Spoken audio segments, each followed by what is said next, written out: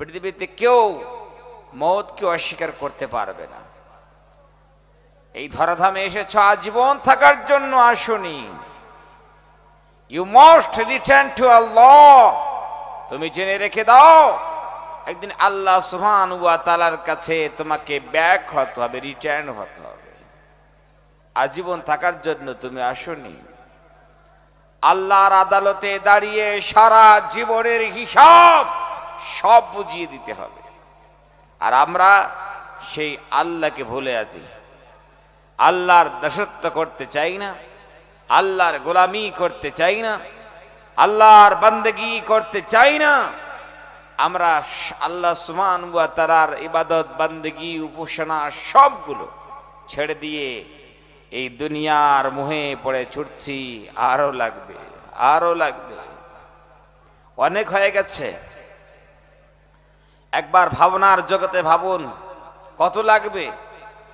হুজুর জানি না কত লাগবে, কিন্তু লাগবে আরো, আরো লাগবে। প্যারে হাজিরিন,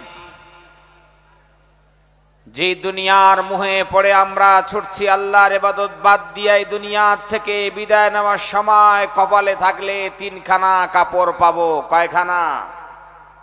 একটু আওয়াজ দিল ভালো হবে। কয়খানা? তিনখানা। আর নসিবে থাকলে 3.5 হাত মাটি পাবো। কয় হাত? 3.5 হাত। তাহলে তিনখানা কাপড় আর 3.5 হাত মাটি। ইন্ডাস্ট্রির মালিক বলে হ্যাঁ তোমার জন্য 3.5 হাত। হাজার হাজার বিঘা জমিনের মালিক বলে হ্যাঁ তোমার জন্য 3.5 হাত। খোলা আকাশের নিচে কেউ জীবন যাপন করেছে বিদায়কালে, তার জন্য 3.5 হাত। আর এই 3.5 হাত কোথায় পাবো? হুজুর আপনি জানেন না, কলকাতায় আমার জমি আছে, 1 কাঠা ওখানে নিয়েছি, সেখানে হবে না, অত আশা করেন না। মুম্বাইয়ে তো আমার 1 কাঠা আছে, থাকতে পারে, সেখানে আপনার কবর হবে না। বলে মঙ্গল গ্রহে আমি 1 কাঠা নেব বলে আমি নাসার বিজ্ঞানীদের সঙ্গে আলোচনা করছি, কিনতে পারেন, খুব ভালো কথা, কিন্তু সেখানেও আপনার কবর হবে না। যত দাম দিয়া জমিন কিনেছি কপাল থেকে অত দূরে সরে গেছে। ঠিক কিনা জোরে কম?